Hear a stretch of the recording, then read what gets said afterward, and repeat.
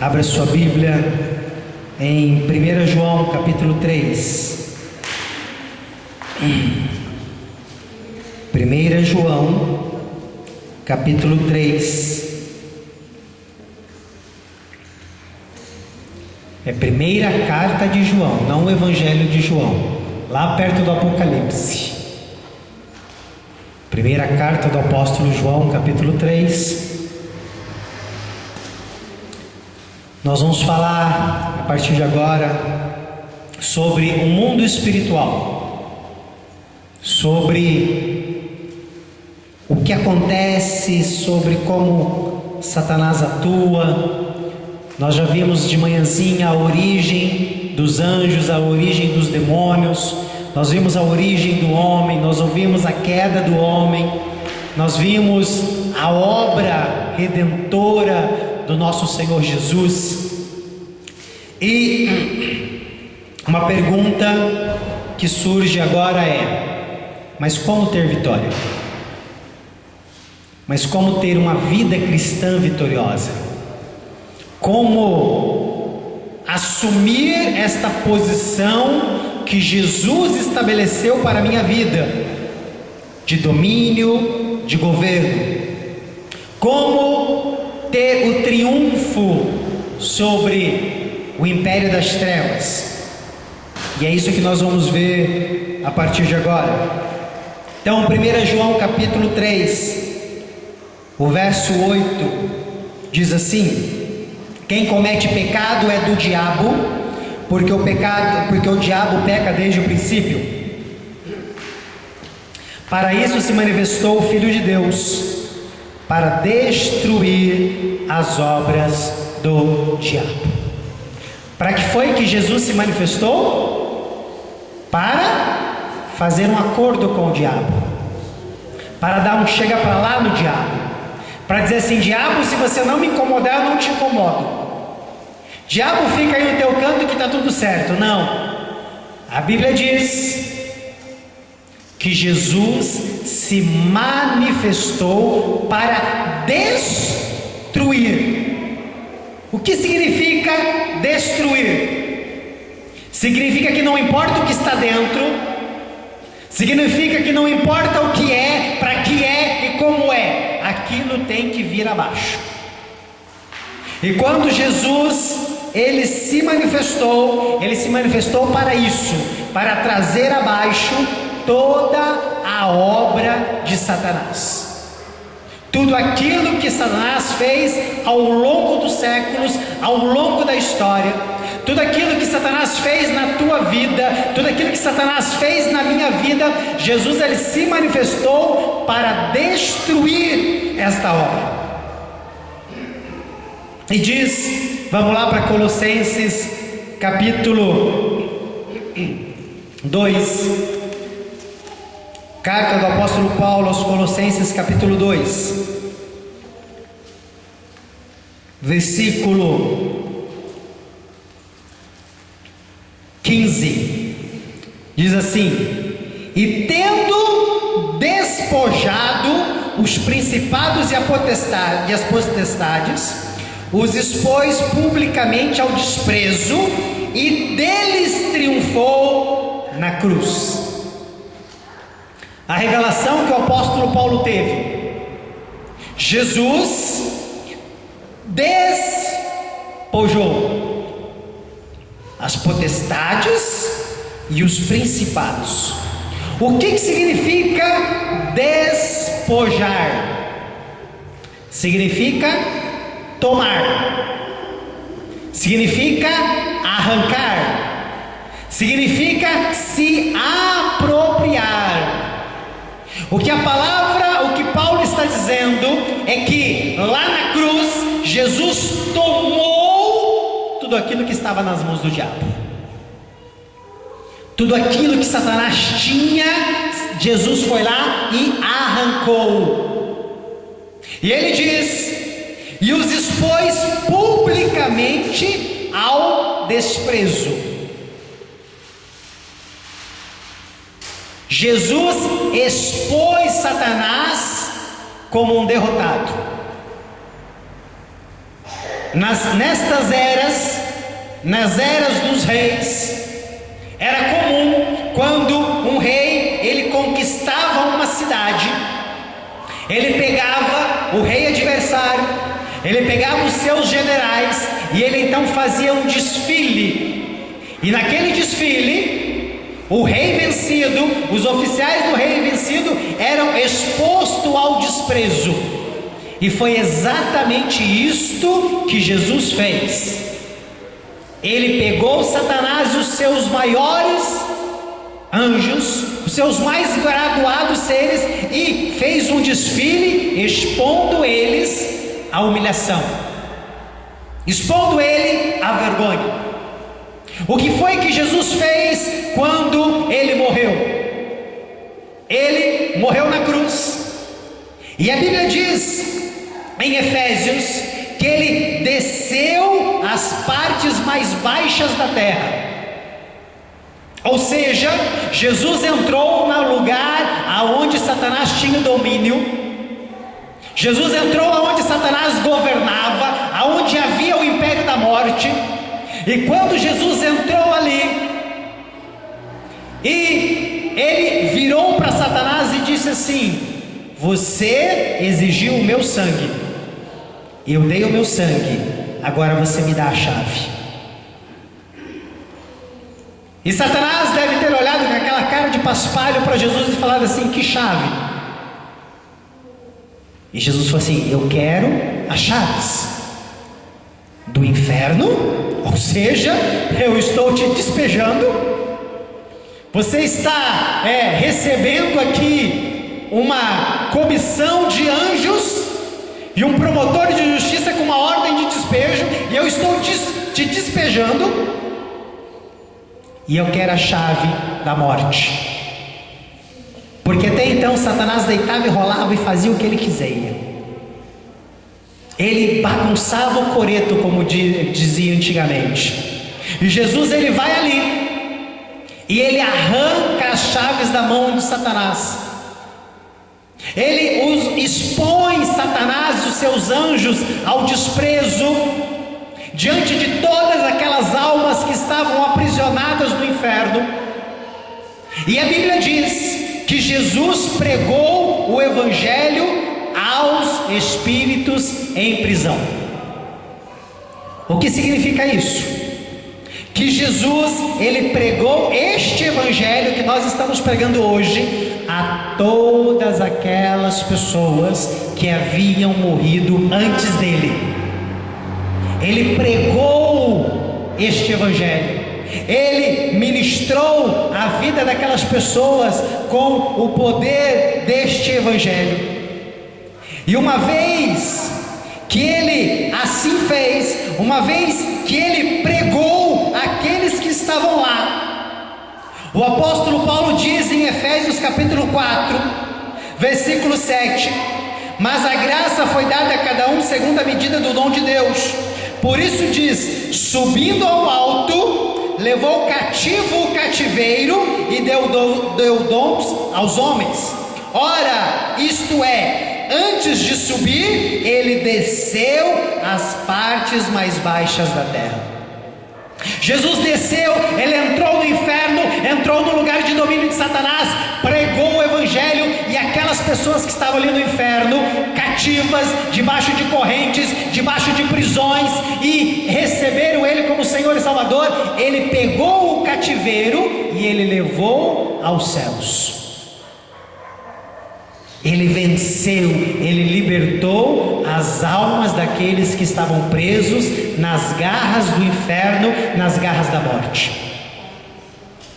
Ele cancelou a obra de Satanás, ele os expôs. É por isso que Colossenses diz que Jesus o expôs publicamente à vergonha, ao desprezo. E não só o expôs, mas Jesus triunfou sobre ele. Ou seja, Jesus venceu a Satanás. Jesus derrotou a Satanás. Jesus Ele venceu o inimigo das nossas almas. Ele venceu aquele que um dia se levantou para nos derrotar, para nos acusar. Esta foi a obra que Jesus fez ali na cruz do Calvário. É por isso que ao ressuscitar, lá em Mateus capítulo 28, versículo 18, Jesus chega aos discípulos, ele diz assim: é-me dado todo poder nos céus e na terra.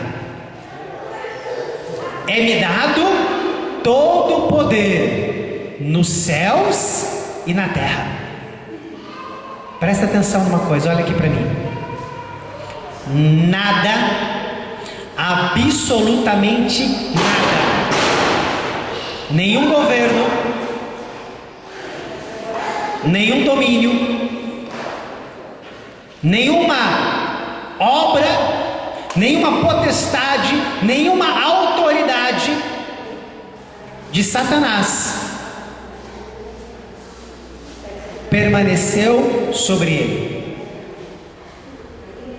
Jesus tomou tudo de volta. Jesus tomou todo o controle. Jesus tomou toda a autoridade para outra vez reestabelecer o reino de Deus, para outra vez reestabelecer o governo de Deus. Mas talvez você possa dizer, ou possa se perguntar assim: pastor, se Jesus venceu, se Jesus triunfou, se Jesus já conquistou a vitória sobre Satanás, por que que ele ainda continua agindo? Por que que nos dias de hoje Satanás ainda continua atuando no nosso meio? Alguns são os motivos. Primeiro, porque a obra da redenção da humanidade ainda não terminou. O tempo, o período que Deus estabeleceu no princípio, que levaria para Ele resgatar-nos, ainda não terminou. E por causa disso, Satanás ainda continua atuando. Segundo, porque o tempo de Deus para ele também não se estabeleceu. Porque a cronologia que Deus determinou também ainda não se findou. E terceiro, porque mesmo derrotado, Satanás continua agindo num blefe. Satanás, ele continua agindo na base do engano. Satanás, da mesma maneira que ele enganou Eva, da mesma maneira que ele ludibriou Eva, ele continua enganando e ludibriando as pessoas. Ele continua se apresentando como uma solução, ele continua se apresentando como uma saída, ele continua se apresentando como um oponente, ele continua se apresentando como algo que tem poder, ele continua se apresentando como alguém que tem autoridade. Ele continua blefando. E como Deus criou o homem como autoridade sobre a face da terra, e lá na cruz ele já fez a obra que tinha que ser feita para derrotar Satanás, Deus espera que eu me levante na força do seu poder, na autoridade do nome do seu Filho Jesus, e dê um basta na atuação de Satanás. Presta atenção nisso. Satanás só age e atua aonde você deixa. Satanás só consegue êxito, Satanás só consegue fazer alguma coisa aonde eu permito. É a mesma situação da serpente falando no meio do jardim. Tem alguma coisa errada, eu preciso me posicionar. O que Deus espera é que eu me posicione diante das obras do diabo. Que eu me posicione diante das ações do diabo, daquilo que ele está fazendo. Na cruz, Jesus já venceu, e lá em Lucas 10:19 ele diz: eis que vos dou poder e autoridade sobre todo o poder do maligno. Mas sabe o que nós fazemos? Deus tem misericórdia, eu não aguento mais sofrer. Deus, olha essa dor, olha esse casamento, olha esse problema financeiro, essa dificuldade, olha essa tribulação, olha essa angústia. Deus, tem misericórdia da minha vida.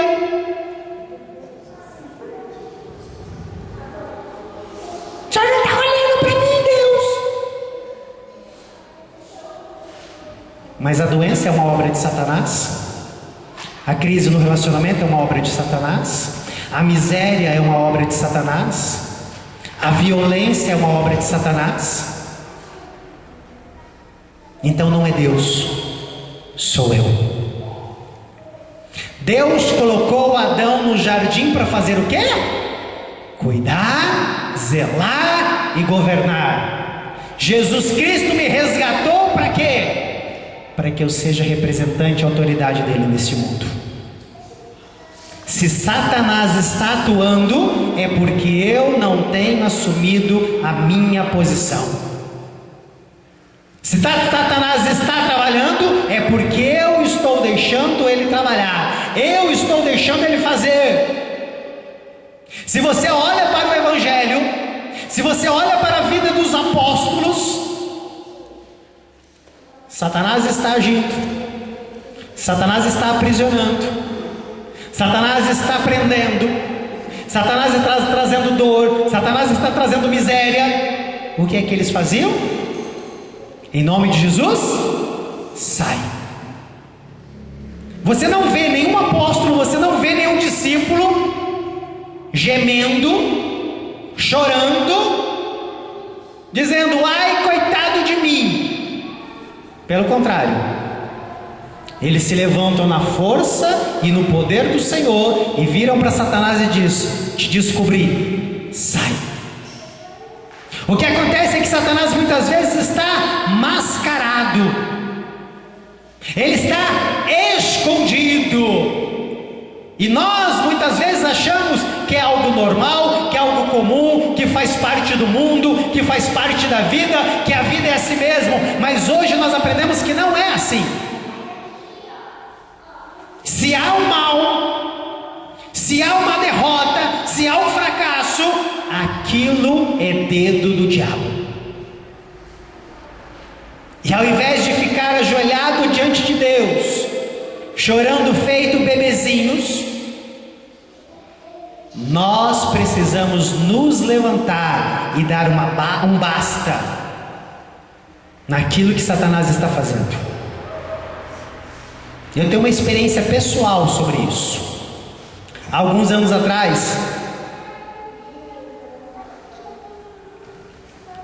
mais ou menos aí uns 9 anos atrás, um dia eu estou na casa da minha mãe e eu fui na casa da vizinha na frente orar e ministrar a vida dela, porque ela disse que ela estava tendo pesadelos e outras coisas mais.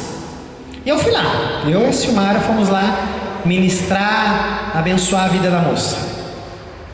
Quando eu voltei para a casa da minha mãe, meu padrasto estava bêbado na cozinha e só não saía da boca dele a palavra santo, porque o resto, de filho da P para cima, e o quarteirão inteiro estava ouvindo. E eu entrei na casa da minha mãe e eu pensei assim comigo, falei: Senhor, eu vou lá falar do Evangelho, eu vou lá fazer a tua obra, eu vou lá ministrar, e quando eu venho para cá esse circo está armado? Que vergonha, Deus! Por que isso? Aí o Espírito Santo ministrou a mim dizendo: porque você deixou, porque você está deixando. Eu falei: como assim, Senhor? Ele falou: você tem que tomar posição. Aí nisso que eu entendi dia eu me levantei, virei para Simara e falei assim: entra no quarto, eu começo a orar. E eu saí para fora e eu comecei a orar no quintal. E eu comecei a dar voltas em torno da casa e orar, e repreender aquele espírito, e repreender aquela obra. Mais ou menos, não precisei gritar, não precisei berrar, não precisei colocar a mão na cabeça de ninguém. De 10 a 15 minutos depois, meu padrasto entrou para um quarto, deitou na cama e dormiu, como se nada tivesse acontecido. Satanás está atuando, e você está amedrontado. Satanás está atuando, e você está achando que ele é o maioral, quando a Bíblia está dizendo: se levanta no nome de Jesus, e deu basta. Se levanta no nome de Jesus e impõe limite. O diabo só pode agir na tua vida, na tua família, na tua cidade, até onde você deixa, até onde você permite. Vamos ver um pouquinho como é que Satanás atua, como é o trabalhar dele. Vamos lá para Mateus, Evangelho segundo Mateus, capítulo 16. É preciso nós conhecermos o inimigo para que nós possamos desmascarar o inimigo. Vamos ver quais são as 3 áreas de atuação de Satanás. Mateus capítulo 16. Quais são as 3 áreas de atuação de Satanás? Primeiro, ele atua na mente. Ele atua nos pensamentos. Segundo, o coração. Ele atua nas emoções. Ele atua nos sentimentos. Terceiro, na boca, nos lábios. Lembra que eu falei de manhãzinha? Quando Deus criou o homem, Ele criou o homem um ser tricotômico: espírito, alma e corpo.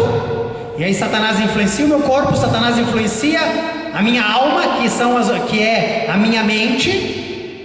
Ai minha vida, ai minha vida, ai minha vida. E Deus está ministrando sobre o meu espírito e dizendo: levanta-te. Satanás então atua na mente, no coração e nos lábios. E veja o que diz Mateus capítulo 16, a partir do verso 13. Chegando Jesus à região de Cesareia de Filipe, interrogou seus discípulos dizendo: quem dizem os filhos do homem? Quem dizem os homens ser o Filho de Deus? Respondeu-lhes: uns dizem que é João Batista, outro Elias, outros Jeremias ou algum dos profetas. Mas vós, quem dizeis que sou? Respondendo-lhe Pedro, disse: tu és o Cristo, o Filho do Deus vivo. Respondeu-lhe Jesus: bem-aventurado és tu, Simão Bar-Jonas, pois não foi carne nem sangue que te revelou, mas o meu Pai que está nos céus. E também te digo que tu és Pedro, e sobre esta pedra edificarei a minha igreja, e as portas do inferno não prevalecerão contra ela. E dar-te-ei as chaves dos céus, e tudo que ligares na terra será ligado nos céus, e tudo que desligares na terra será desligado nos céus. E ordenou aos seus discípulos que a ninguém dissesse que ele era o Cristo. Desde então começou Jesus a mostrar aos seus discípulos que era necessário ir a Jerusalém, padecer nas mãos dos anciões e dos principais sacerdotes e escribas, ser morto e ressurgir ao terceiro dia. Pedro, porém, o chamou à tarde e começou a repreendê-lo, dizendo: Senhor, tem compaixão de ti, isto de modo algum te acontecerá. Ele, porém, voltando-se para Pedro, disse: para trás de mim, Satanás, tu me serves de pedra de tropeço, não compreende as coisas que são de Deus, e sim as coisas dos homens. Veja, a primeira área de atuação de Satanás é na mente e no coração. O texto, quando Jesus pergunta: olha, quem eu sou? Aí eles começam a dizer: ó, é esse, aquele outro. E então Jesus pergunta e diz: mas vós, quem dizeis? E Pedro se levanta e diz: tu és o Cristo. E quando ele diz: tu és o Cristo, Jesus olha para ele e fala: Pedro, isto foi uma revelação do céu. Este pensamento, esta palavra que saiu da tua boca, não foi algo seu, mas foi do Senhor. E ele então vem e diz: olha, edificarei a minha igreja sobre esta pedra, ou seja, sobre essa declaração, o inferno não prevalecerá. Só que continua a palavra, continua caminhando, e num certo dia Jesus está falando que ele vai morrer, que ele vai ressuscitar, e Pedro chama ele e fala: Senhor, faz isso não, Senhor, o Senhor não precisa sofrer, Senhor, não, Jesus olha para Pedro e fala assim: sai dele, Satanás, sai dele, porque você me é pedra de tropeço. O que Jesus estava dizendo ali? No primeiro momento, Jesus disse que a palavra que saiu da boca de Pedro era uma palavra vinda de Deus. A segunda vez, não muito tempo depois, Jesus está dizendo que Satanás está falando através da boca de Pedro.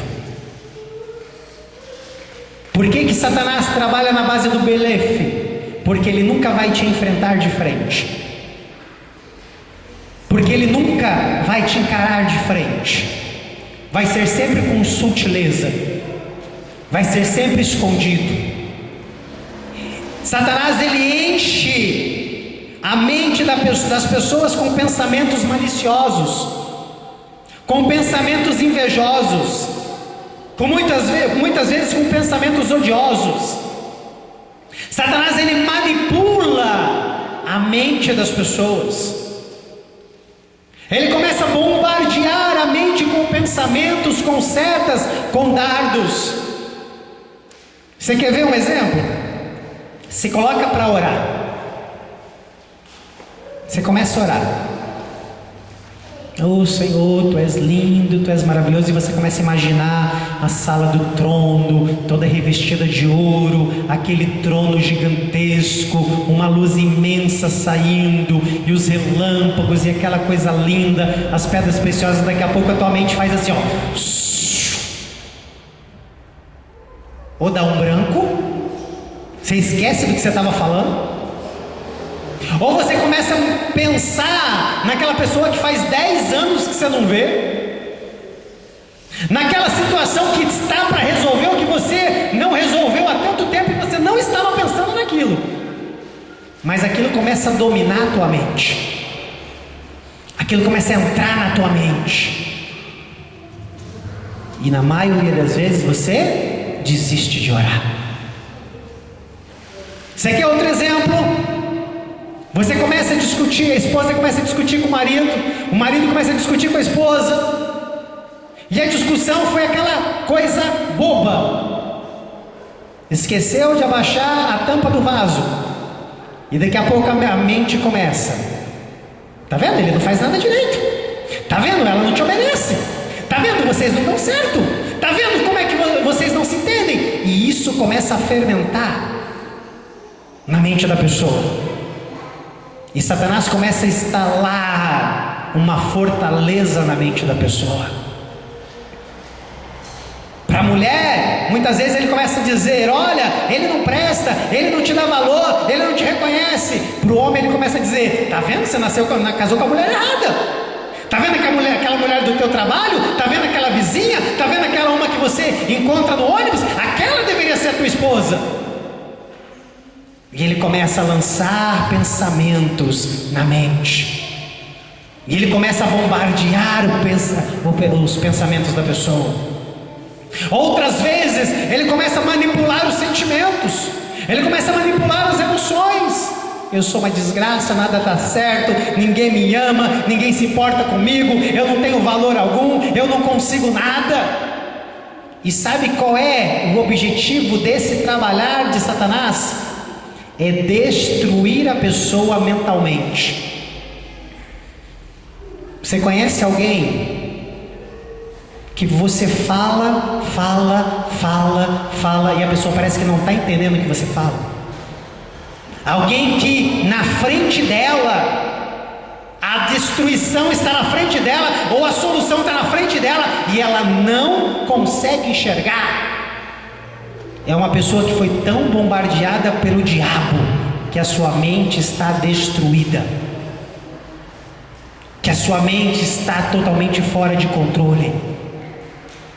Satanás, ele trabalha para manipular, ele trabalha para operar destruição de dentro para fora,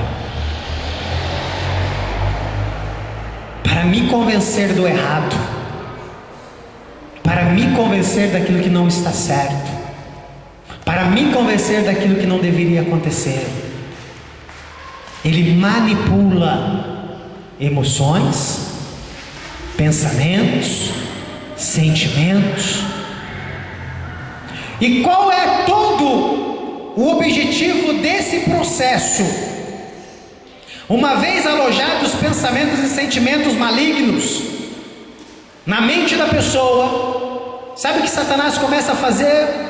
Ele começa a trabalhar para que a pessoa traga para fora aquilo que está dentro dela. Foi o que aconteceu com Pedro. Jesus começa a dizer: olha, eu vou para Jerusalém, eu vou padecer, eu vou morrer. E Satanás começa a lançar uma mente na cabeça dele. Coitado de Jesus. Puxa, Jesus é tão bom. Puxa, Jesus cura, Jesus restaura, Jesus é vida, não fez mal para ninguém. Está vendo? Coitado de Jesus. Ah, Pedro, você não pode deixar Jesus morrer, não. Pedro, você não pode deixar as pessoas maltratarem o seu Jesus, não. E Pedro começa a pensar isso. Num determinado ponto da conversa, ele levanta e fala: Senhor, não faça isso, nenhum mal, nada. E talvez alguém possa olhar e falar assim: não, mas Pedro estava preocupado com Jesus. Pedro não queria que Jesus sofresse. E Jesus automaticamente identifica a origem do pensamento e diz: é obra do diabo.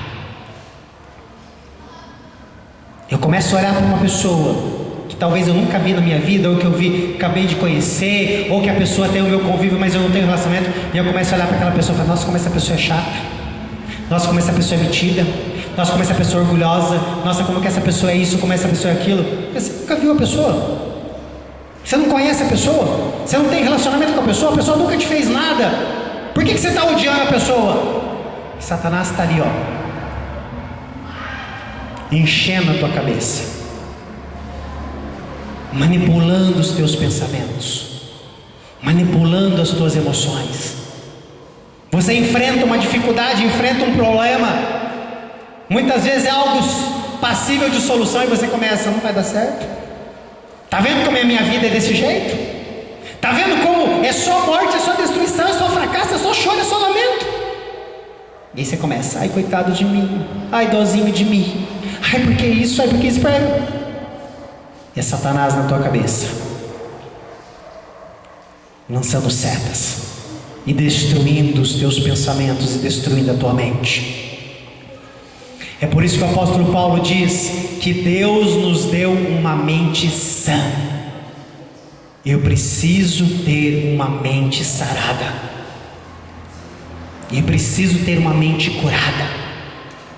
Por que é que Satanás, ele manipula os meus pensamentos e as minhas emoções para que eu comece a falar? 1 Pedro capítulo 5 versículo 8 diz que Satanás, ele anda como leão ao nosso derredor, rugindo, procurando alguém que ele possa tragar. Você sabe o que é interessante da caça de leão? É que na maioria das vezes leões novos não caçam, e leões velhos não correm atrás da presa. Sabe como é a tática usada por eles? O leão mais velho, ele chega por trás, aonde a presa não consegue ver, e ele começa a rugir. Então ele vai para o lado direito e ruge. Aí ele vai para o lado esquerdo e ruge. Ele vai atrás e ruge. E com o seu rugido, ele começa a amedrontar a presa. Ele começa a fazer com que a presa entre em desespero. E a presa começa a correr pela floresta, pela savana. E ele vai de um lado para o outro, rugindo, rugindo, rugindo, até que a presa cai na emboscada preparada pelos leões mais novos. O rugido dele tem um objetivo: levar a presa em direção à armadilha. O rugido de Satanás na nossa vida tem um objetivo: nos levar para a armadilha que ele nos preparou. Ele fica à espreita, esperando uma oportunidade, esperando que uma palavra saia da tua boca. Ele fica tentando manipular a palavra que sai da tua boca, para que ele tenha acesso à tua vida, para que ele tenha direito de atuar contra a tua vida. Você quer que eu conte uma outra experiência pessoal?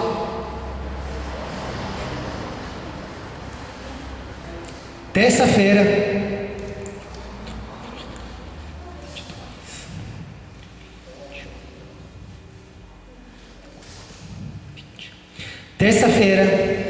dia 20 de julho de 2011, 4 dias antes de acontecer o acidente com a Beatriz.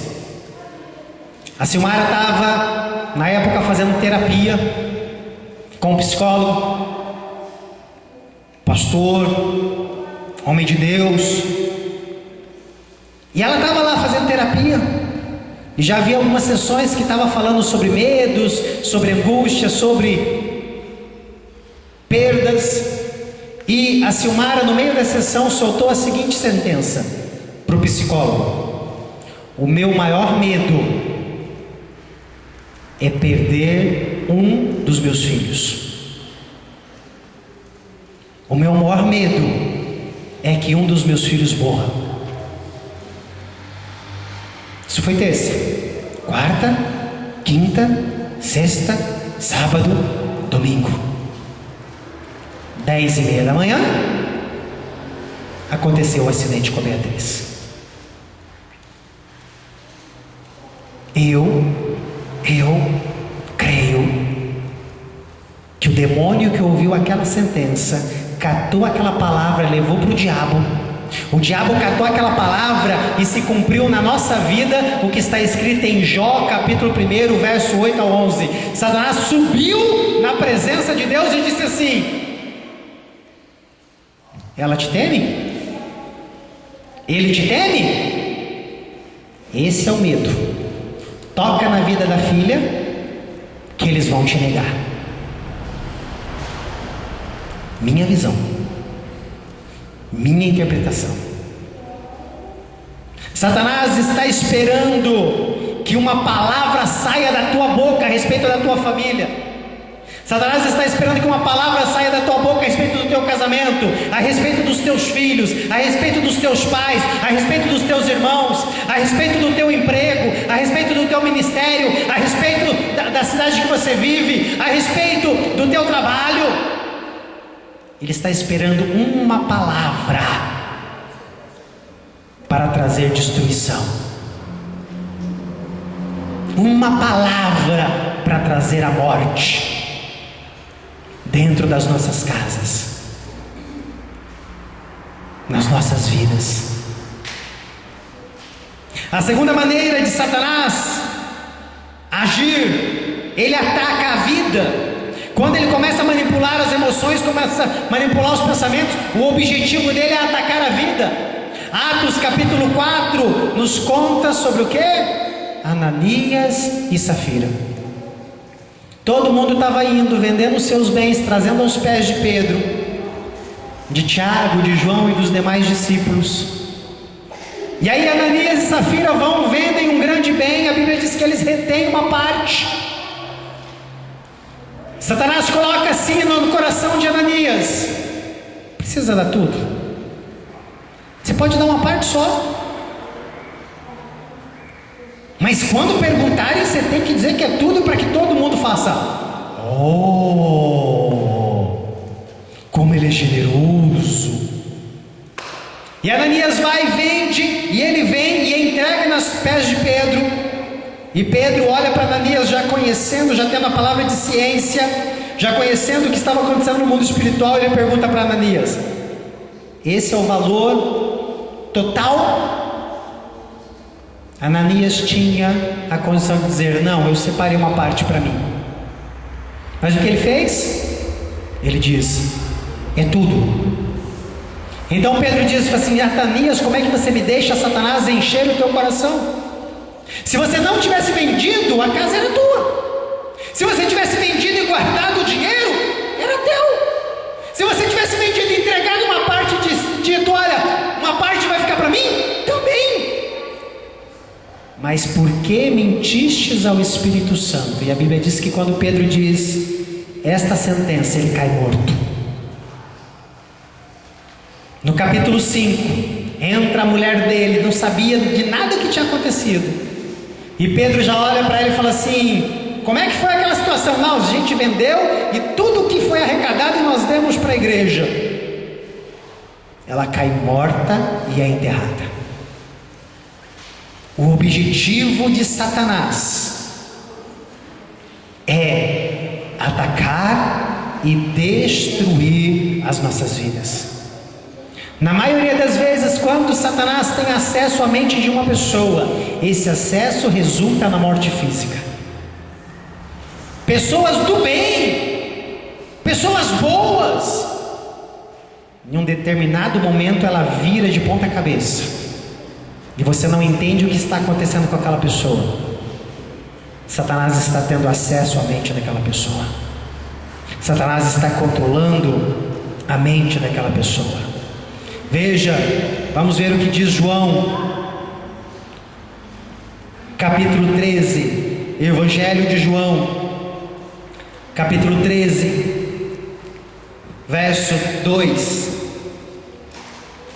Durante a ceia, já tendo o diabo posto no coração de Judas Iscariotes, filho de Simão, que o traísse. Veja, Satanás havia colocado no coração de Judas que ele traísse Jesus. Ele lançou uma seta no coração de Judas, dizendo: traia Jesus. Versículo 27.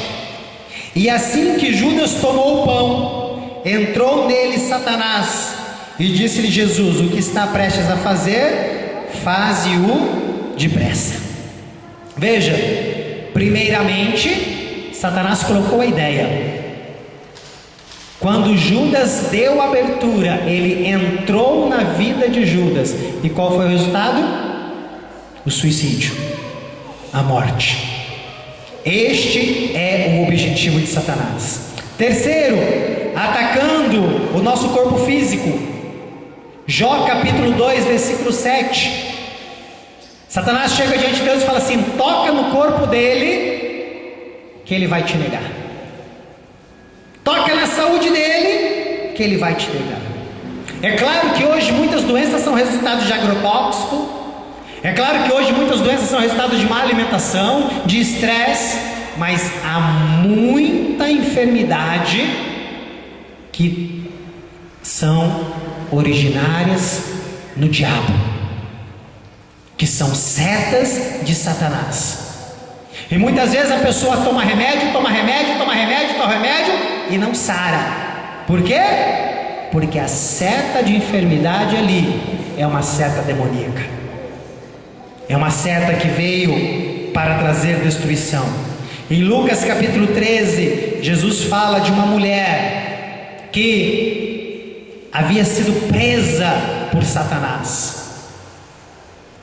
Eu preciso olhar para a enfermidade e identificar: isso é orgânico ou isso é espiritual? Se é orgânico, glória a Deus, aleluia, cirurgia, remédio e tudo mais. Se é espiritual, Satanás está desmascarado, te encontrei, cai fora. em nome de Jesus. Uma outra maneira que Satanás faz para me atacar, com as tentações.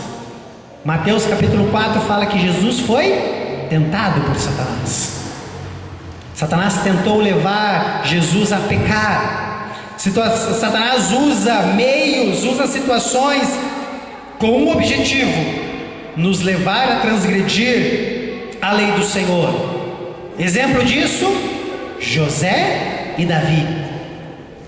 Ele criou duas situações, uma para José e para Davi, para que eles fossem tentados. Como vencer a tentação?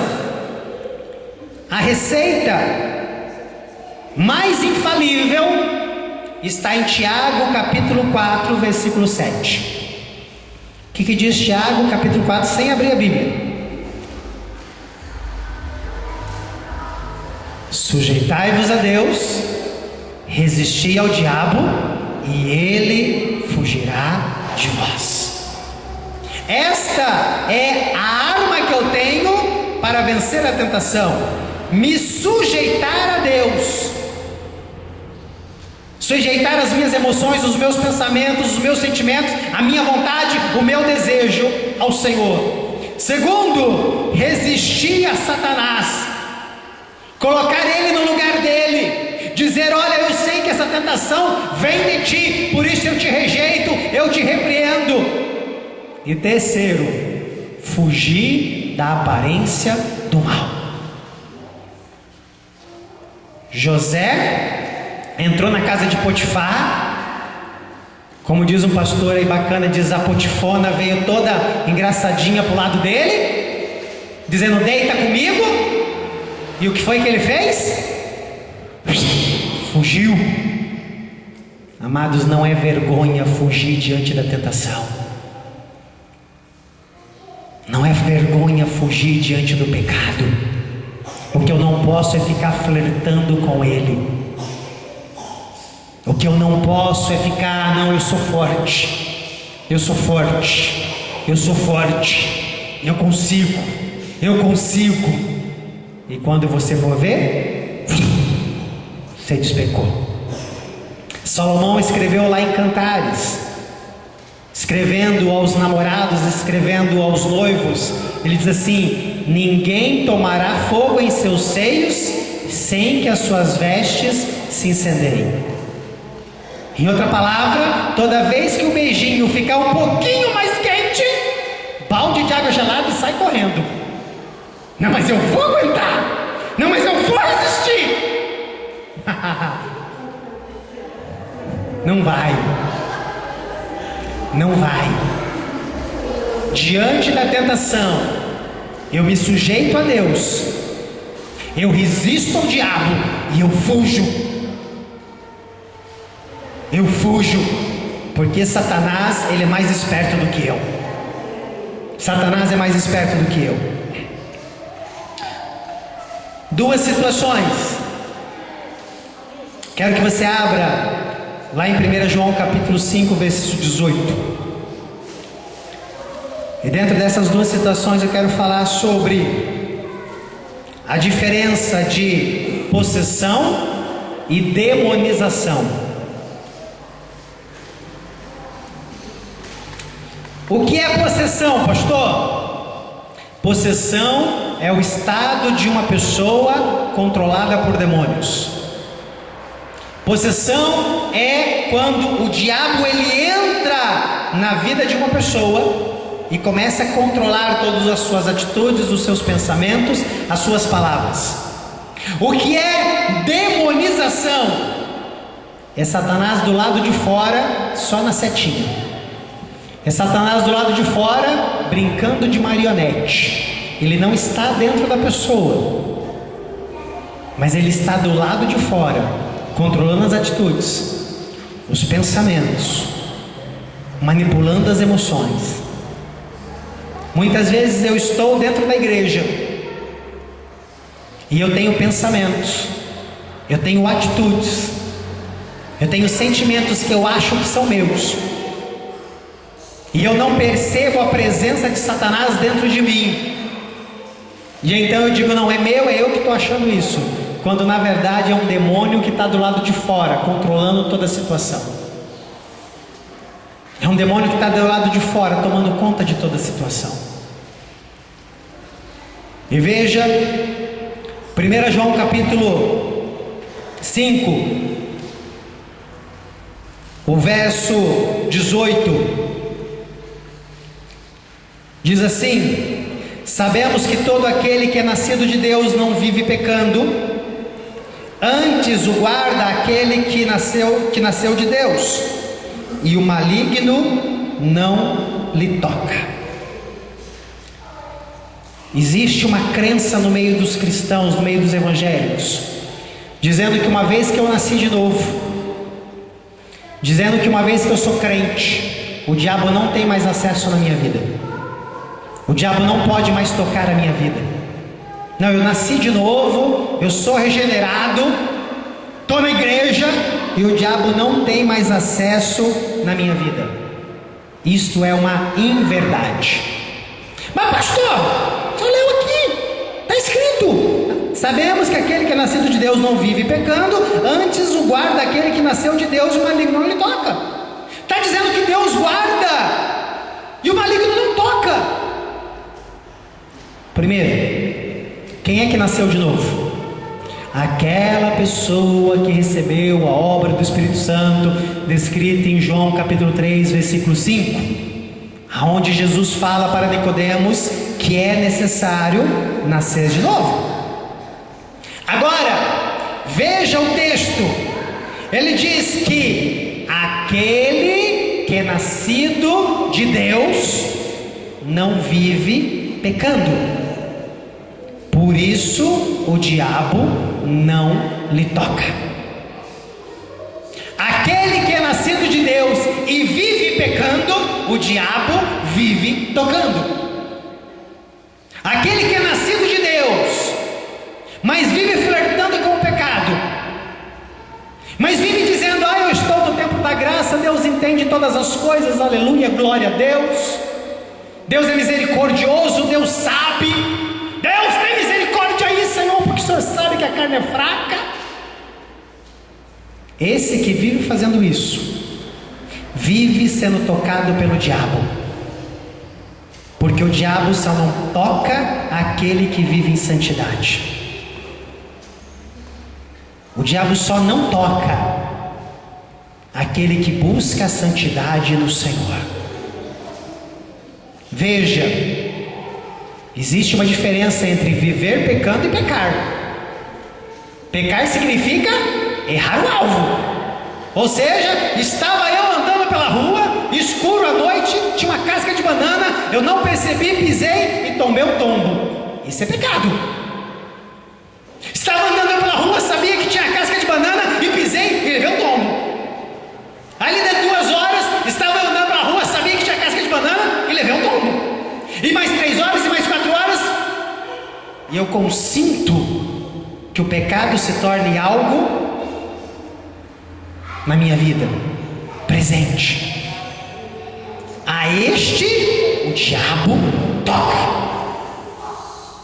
E a este, Jesus, quando ele estava conversando com os discípulos, ele olha para Pedro e fala: Pedro, Satanás pediu para te peneirar, Pedro.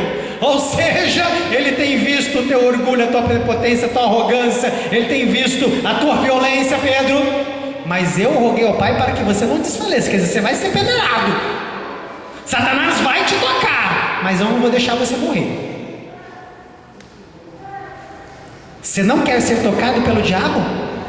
Não peque. Você não quer que o diabo tenha acesso na tua vida? Mantenha-se num padrão elevado de santidade. Não se esconda atrás da capa da graça. Não se esconda atrás da capa de Deus entende tudo e Deus é misericordioso. Porque com graça, com amor, com misericórdia e com entender, Deus vai jogar a pessoa no inferno. Satanás só não pode tocar aquele que vive em santidade. Abre lá, Marcos capítulo 8.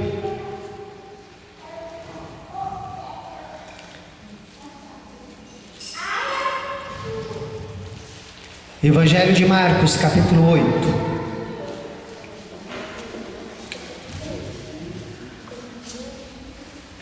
Versículo 34. Então, chamando a multidão a si, juntamente com os seus discípulos, disse: se alguém quiser vir a mim, após mim, negue-se a si mesmo, tome a sua cruz e me siga. Pois qualquer que quiser salvar a sua vida, perdê-la-á, mas qualquer que perder a sua vida por causa de mim e deste evangelho, este será salvo. Sabe o que Jesus está dizendo aqui? Aquele que perder a sua vida, puxa vida, pastor, nem um copinho de cerveja? Puxa vida, Senhor, pastor, nem uma baladinha? Puxa vida, pastor, nem uma ficadinha? Puxa vida, pastor, mas se eu falar a verdade eu vou sofrer. Eu não tenho outra opção, eu tenho que mentir, porque se eu falar a verdade as consequências vão vir para mim. Aquele que quiser salvar a sua vida vai perder. E esse perder é ir para o inferno.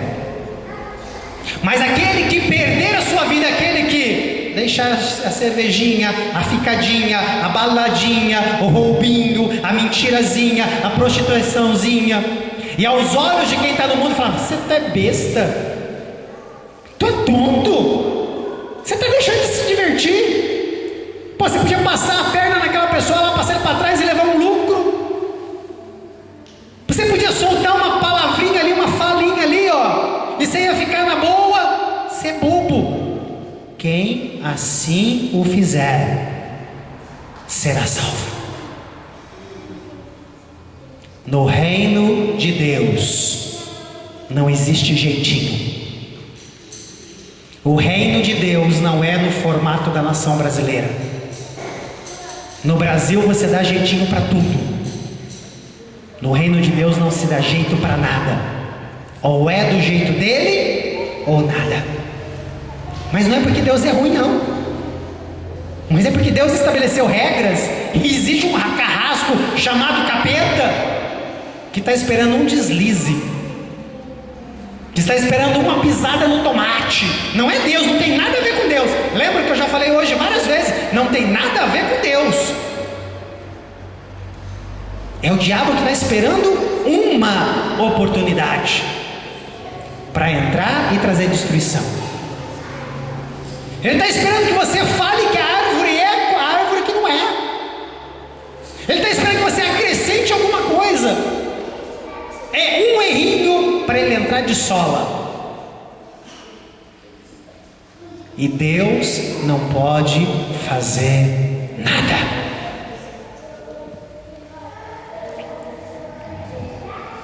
Mas eu quero dizer para você que existem armas que nos ajudam a vencer esse demônio. Existe uma maneira de nós vencermos. A primeira que nós encontramos são as nossas armas espirituais, que está em Efésios capítulo 6. O apóstolo fala sobre uma armadura. Eu não vou perguntar aqui, aliás, eu vou perguntar, mas você não precisa levantar a mão, tá? Quem aqui faz a oração para revestir de toda a armadura de Deus? Não precisa levantar a mão, tá? Eu me revisto de toda a armadura de Deus. Não precisa levantar a mão, não precisa olhar para o lado. Paulo, ele traz uma armadura. E Paulo estabelece assim, que a primeira parte da armadura é o cinturão da verdade e a couraça da justiça. Não é isso? Primeira indumentária, a primeira parte da armadura que nós devemos viver é cingir-nos da couraça da verdade, do cinturão da verdade e a couraça da justiça. De nada adianta. Presta atenção, olha aqui para mim. De nada adianta a couraça e o cinturão se na minha vida não tiver verdade, se a minha vida não tiver justiça. Paulo não mandou mandou eu me vestir. Paulo sim disse que a verdade e a justiça me protegem. A verdade e a justiça me deixam em pé. Se na minha vida não houver verdade, se na minha vida não houver justiça, não adianta eu fazer a oração me revestindo da armadura, porque não vai passar de um ato religioso, de uma simpatia. Sabe o que é interessante na armadura? Vou abrir um parênteses aqui. É que é uma couraça, é na frente, e um cinturão, não tem nada nas costas. Alguém imagina por quê? É porque se der as costas pro diabo, tá ferrado. Se der as costas para ele, é chumbo. E a única maneira de me manter em pé é através da verdade e através da justiça. Outra, ele diz: as sandálias da preparação do Evangelho da Paz. Não adianta eu vestir as sandálias se os meus pés não estiverem preparados para viver segundo o poder do Evangelho, segundo a vontade do Senhor. Quando ele diz, olha, a preparação do Evangelho da Paz, ele estava dizendo assim: o Evangelho precisa me guiar, o Evangelho precisa me direcionar. Você sabe, eu estava meditando esta semana e eu encontrei uma revelação na palavra do Senhor. Jesus, ele veio cumprir toda a lei de Moisés. E a lei de Moisés era olho por olho, dente por dente. Você tinha um monte de dogmas que você tinha que obedecer. E aí Jesus cumpriu toda a lei e nós não precisamos mais viver segundo a lei, certo? Errado, porque Jesus veio estabelecer uma nova lei: ame o teu próximo como a ti mesmo. Isso significa que todas as atitudes que eu tenho em relação ao meu próximo, que causa dor para ele, que causa sofrimento para ele, está me fazendo quebrar o Evangelho. Toda vez que eu levo vantagem, toda vez que eu condeno, toda vez que eu falo mal, toda vez que eu pratico mal, toda vez que eu firo alguém, eu estou quebrando a lei do Evangelho, a lei que o Senhor Jesus estabeleceu. Ele continua e ele diz: levantando o escudo da fé. Mas não é fé pura simplesmente, não é fé de sapatear, não é fé de dar cambalhota, não é fé de gritar, não. É fé de que até as vírgulas, os pontos, as reticências que estão escritas nesse livro é verdade de Deus, é palavra de Deus e eu vivo através dela. É fé de que Deus me sustenta, de que Deus me mantém em pé, de que Deus vai me guardar, de que Deus vai me recompensar. É por isso que é escudo da fé que apaga todos os dardos inflamados, ou seja, quando o diabo vem dizendo, você vai viver a miséria, eu levanto o escudo da fé e falo, não, porque o meu Deus é Jeová Jiré. Quando ele lança um dardo inflamado, diz, você vai ficar doente, e eu falo, não, porque o meu Deus é Jeová Rafael, Deus que me cura. É a fé na palavra e no poder do Senhor. É isso que anula as obras e as setas do maligno. Ele diz, colocando sobre a sua cabeça o capacete da salvação. Bom, sem salvação nem aqui nós estaríamos. Agora a minha pergunta para você, uma pergunta que eu gostaria de fazer para você nesta tarde é: você tem certeza da tua salvação? Você tem certeza que se você morrer agora, onde você está, você irá à presença de Deus? É possível e necessário que eu tenha certeza da minha salvação. E como é que eu tenho essa certeza? À medida que eu tenho um relacionamento com Deus. À medida medida que eu começo a conhecer Deus e Deus começa a me conhecer, e lá em Romanos capítulo 8 diz que o Espírito de Deus testifica com o meu espírito de que eu sou filho de Deus. O capacete da salvação é a minha certeza. Não é o capacete que é a minha certeza, mas a minha certeza de que eu sou salvo é que é o meu capacete e protege os meus pensamentos e guarda a minha mente.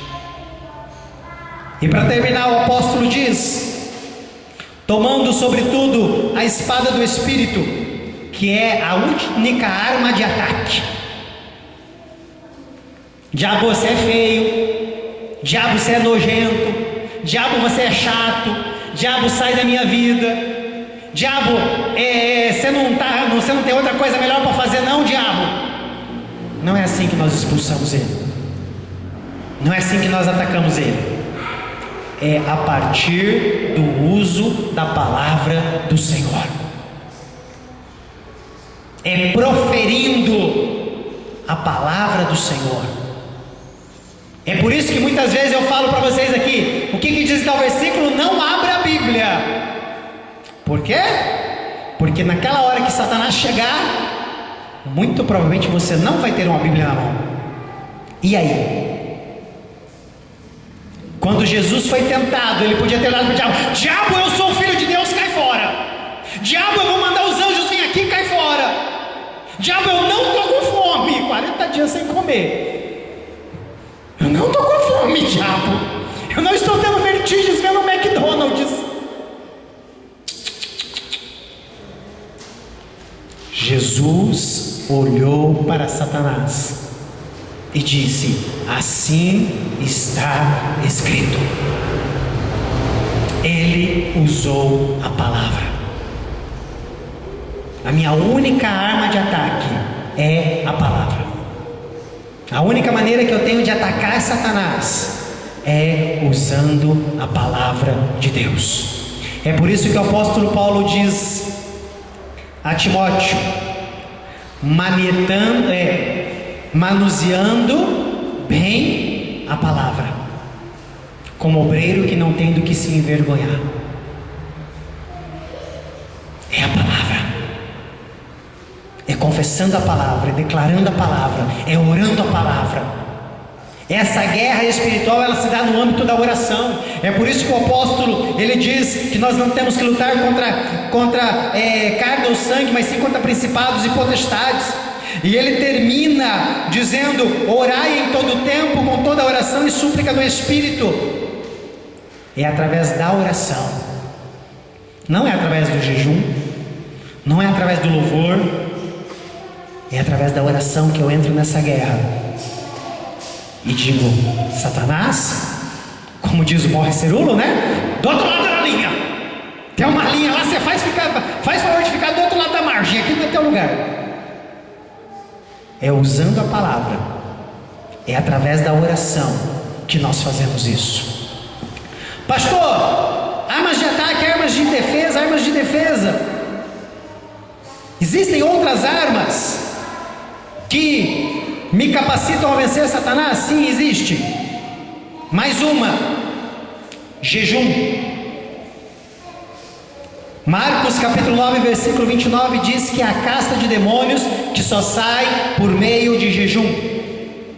Por quê? Porque o jejum me faz ficar sensível ao mundo espiritual. Jejum me faz ouvir melhor o mundo espiritual. E sabe o que significa isso? Você lembra daquele rei que estava sitiado? E aí o profeta se levantava e vinha para o rei e dizia assim: não vá por aqui, porque o inimigo está ali. E aí ele não ia por aquele caminho. Aí no dia seguinte o profeta vinha de novo e falava assim: não vá por ali, porque o inimigo está ali. Certo dia eles se levantaram lá no acampamento do inimigo, do povo de Israel, e o rei disse assim: alguém aqui está contando os meus planos. Alguém aqui está denunciando os meus planos para o rei de Judá. O jejum me faz ficar sensível, e eu começo a perceber a atuação dos demônios. e eu começo a ouvir a voz do Espírito Santo, e assim eu sei exatamente quais são as armas que eu preciso usar. Outra arma, posicionamento. 1 João, capítulo 4, livro de 1 João, capítulo 4, verso 4, diz assim: filhinhos, vós sois de Deus e já os venceste, porque maior é o que está em vós do que o que está no mundo.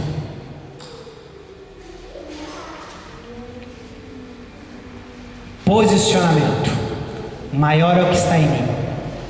O diabo pode plantar, bordar, virar de ponta cabeça, fazer o que ele quiser lá fora. Ele pode alugar quantos exércitos ele quiser. Maior é o que está em mim. Eu não vou fugir. Eu não vou fugir. Quem me acompanha aqui há mais de 2 anos, Michela, Dito, Wesley, Nicole, irmã Cida, algum dia vocês me viram no canto lamentando, chorando, reclamando, mas vocês me viram declarando palavras de vitória, de conquista. Sabe por quê? Porque não importa o que está acontecendo do lado de fora, maior é o que está dentro de mim. E não importa quantos do exército inimigo venham contra mim, maior é o que está em mim. Posicionamento. Outra arma, amarrar o inimigo. Marcos capítulo 3, versículo 27, Jesus diz que não se pode saquear a casa do valente sem antes amarrá-lo.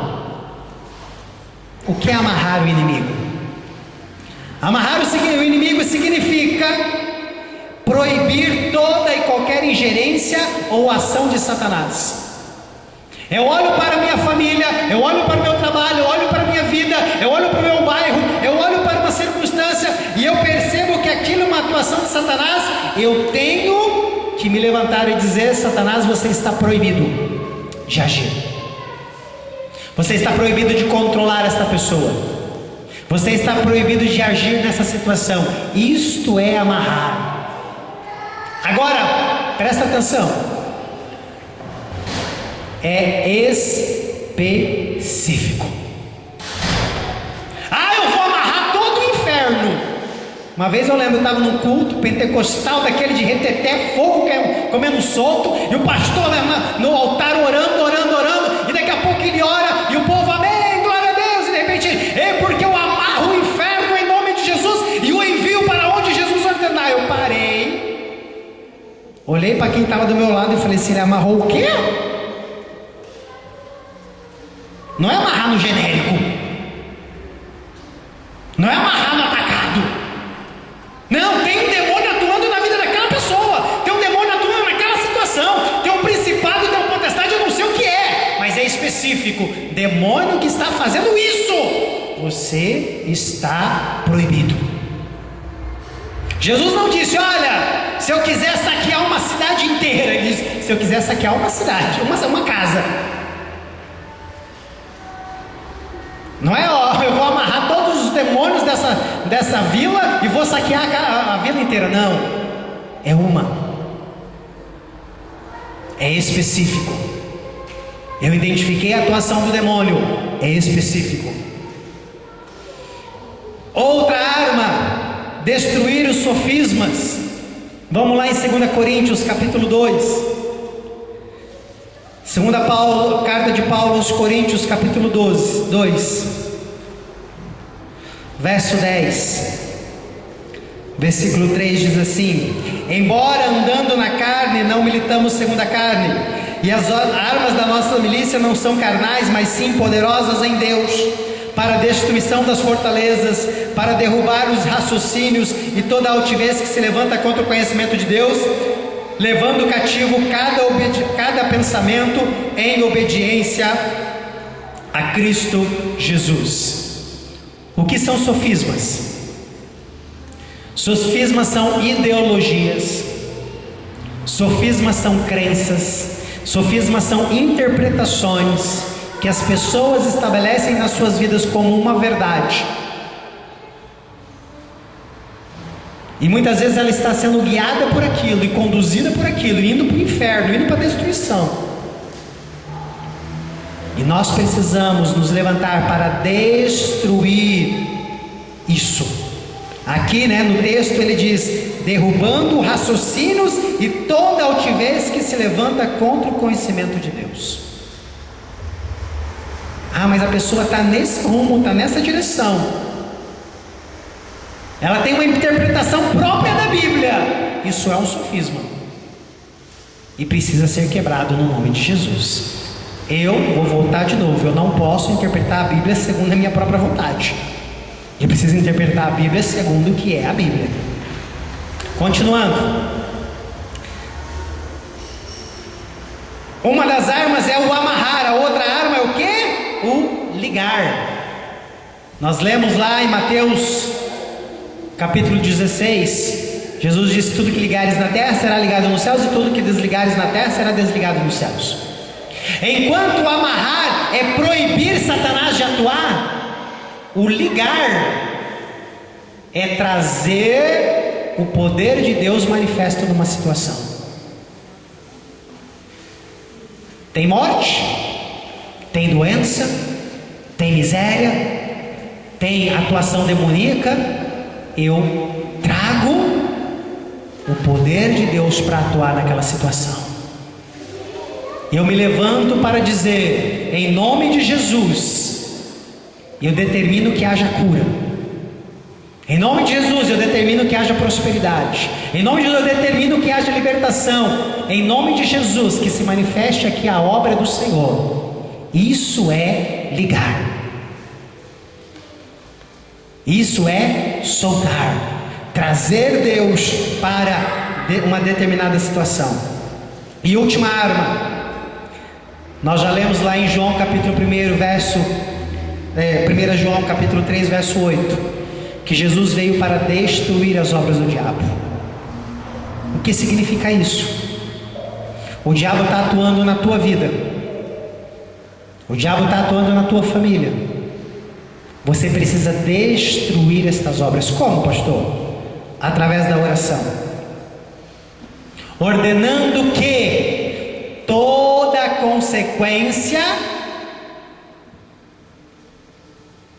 daquela atuação do diabo deixe de existir, que seja nula toda a autoridade do diabo naquela situação, que as consequências das manifestações demoníacas naquela situação sejam canceladas, sejam anuladas.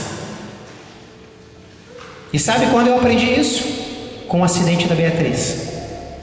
Porque quando eu ia orar, eu não ficava orando: Deus tem misericórdia, Deus tem misericórdia, Deus tem misericórdia. Não. Eu comecei a orar e eu comecei a dizer: Deus, eu quero um novo cérebro para Beatriz. E toda sequela decorrente do acidente, ela vai desaparecer. E o Senhor vai fazer novo todas as coisas. Destruir a obra do diabo significa repreender, anular e cancelar as consequências e os resultados da atuação de Satanás na tua vida, seja ela qual for.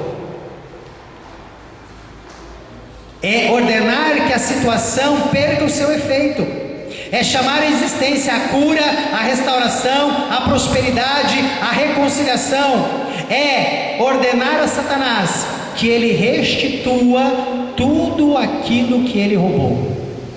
Tudo aquilo que você perdeu através da ação de Satanás, é ordenar que ele restitua tudo. Ele roubou meu casamento, ele vai restituir meu casamento. Ele roubou minha vida financeira, ele vai restituir minha vida financeira. Ele roubou minha saúde, ele vai restituir a minha saúde. Ele roubou os meus sonhos, ele vai restituir os meus sonhos. Aquilo que eu estou vivendo, que é consequência da atuação dele, ele é obrigado a restituir, a trazer de volta. E para nós concluirmos,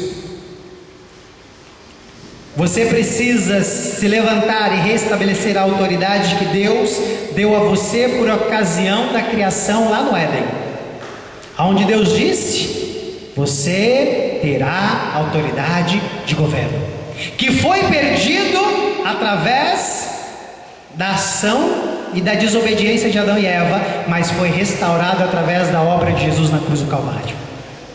Você precisa se levantar e restabelecer esta autoridade. Apocalipse 1:18, Jesus chegou e disse: eu tenho as chaves do inferno e da morte, ou seja, eu tenho toda a autoridade. Quando ele ressuscitou e ele chegou aos discípulos, ele disse: todo o poder e autoridade é me dado nos céus e na terra. Eu preciso me levantar e eu preciso restabelecer essa autoridade. Segundo, eu preciso entender que a igreja, que eu sou a extensão do reino de Deus aqui na terra. Jesus veio desfazer e destruir as obras do diabo. Nós, como igreja, precisamos tomar uma posição. Ou você fica no cantinho lamentando, chorando, ou você se levanta na autoridade do nome de Jesus e desfaz as obras do diabo e anula as obras do diabo.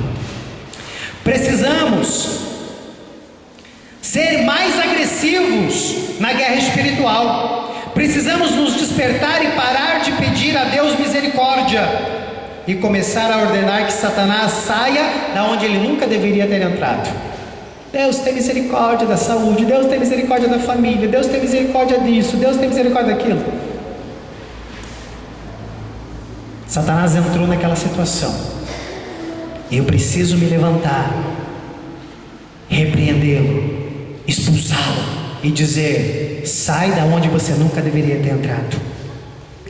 Deus é a autoridade máxima no universo, mas eu e você somos representantes dele sobre a terra e temos autoridade sobre demônios, sobre cidades, sobre sistemas, sobre sofismas. Sobre o teu ombro, Deus estabeleceu essa autoridade. Satanás só vai atuar na tua casa, na tua vida, no nosso bairro, na nossa cidade, no nosso país, se nós deixarmos. Se nós nos levantarmos e dissermos: parado aí. Se nós formos agressivos, se nós tomarmos uma posição, Satanás tem que obedecer. A intenção de Satanás, do Espírito Santo, é nos convencer de que temos poder e autoridade para derrotar a Satanás. Quando o reino de Deus se estabelece, o reino das trevas começa a cair. Deus reina, Deus governa, mas Ele quer operar através de você. Deus tem uma herança, você precisa se levantar e tomar posse dessa herança. Você precisa se levantar e tomar essa posição e dizer: é comigo. As promessas do Senhor é para mim. O poder do Senhor é para mim. Eu não serei mais roubado pelo diabo. O diabo não vai mais roubar minha saúde. O diabo não vai mais roubar minha família. O diabo não vai mais roubar as minhas finanças. O diabo não vai mais roubar as minhas forças. O diabo não vai roubar mais os meus sonhos. O diabo não vai roubar mais o meu ministério. Porque eu vou me levantar e vou dizer para ele, do outro lado da linha, vou dizer para ele: saia desta situação e me restitua de tudo aquilo que você me roubou. Foi para isso que Deus me chamou, para isso que Deus nos estabeleceu. Somos seres naturais, somos seres materiais, mas tudo o que acontece na tua vida, tudo o que acontece na minha vida, é regido pelo mundo espiritual, é regido pela atuação de anjos e de demônios. E Deus te deu autoridade para pisar sobre serpentes e escorpiões. E hoje você se encontra na mesma condição que o povo de Israel quando saiu do Egito e chegou diante da terra de Canaã. Deus disse para eles: está vendo a terra que está aí na frente? É de vocês. Entrem, guerreiem e conquiste. Mas Deus tem gigante. Não tem problema, se Deus mandou você conquistar, os gigantes vão ter que sair. Se Deus mandou você avançar, o inimigo vai bater em retirada. Se o inimigo está amarrando a tua vida, se o inimigo está impedindo a manifestação da glória e do poder de Deus na tua vida, a partir do momento que você se levanta e você dá um basta na obra dele, o Senhor te dá a vitória. E o inimigo tem que baixar a cabeça, colocar o rabinho entre as pernas e sair.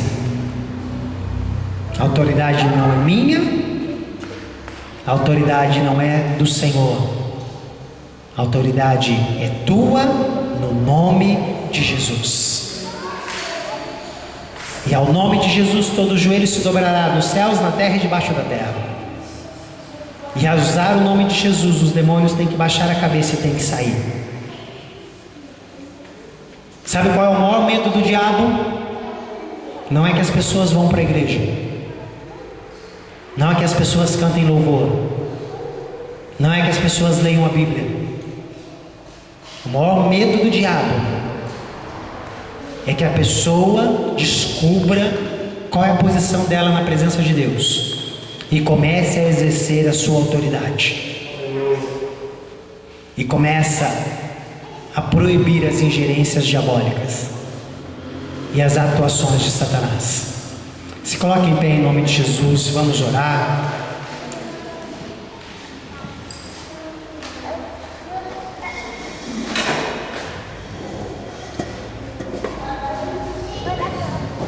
Aonde Satanás tem atuado na tua vida?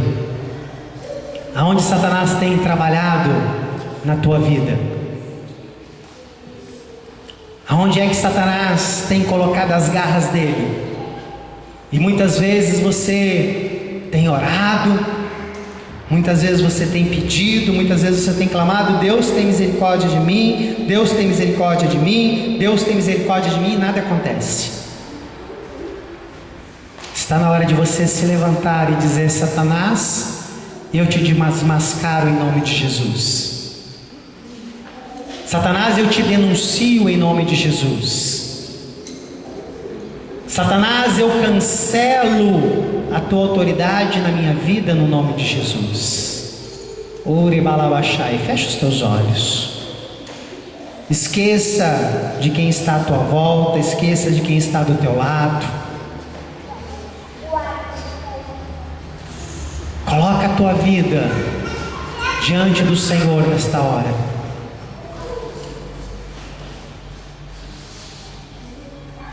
Coloca a tua vida na presença do Deus Todo-Poderoso nesta hora.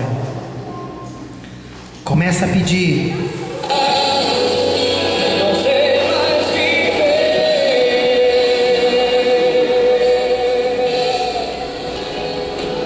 Começa a pedir para Ele atuar na tua vida agora. Senhor meu Deus, em nome do Senhor Jesus Cristo, eu peço a Ti, Espírito Santo, Espírito de revelação nesta hora.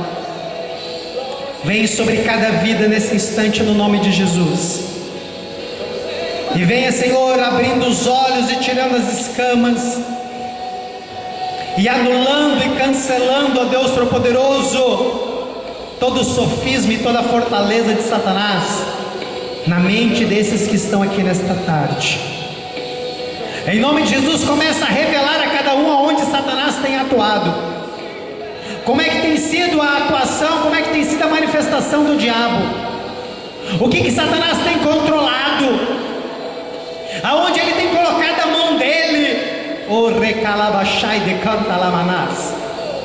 Porque muitas vezes, Senhor, estamos sofrendo, muitas vezes estamos sendo derrotados, porque não conseguimos enxergar, não conseguimos entender que há uma atuação demoníaca, que há um agir diabólico, que há demônios controlando saúde, o relacionamento familiar, as emoções, os sentimentos. Mas nesse dia nós ouvimos dizer e foi jogado luz sobre as nossas vidas, Pai. Eu peço no nome do Senhor Jesus, traz iluminação à vida de cada um. Traz iluminação à vida de cada um. Que cada um possa perceber a área da sua vida aonde Satanás tem atuado. Que cada um possa perceber, ó Deus, aonde Satanás tem se manifestado. E nesta noite, ó Deus, que Satanás seja denunciado neste lugar em nome de Jesus.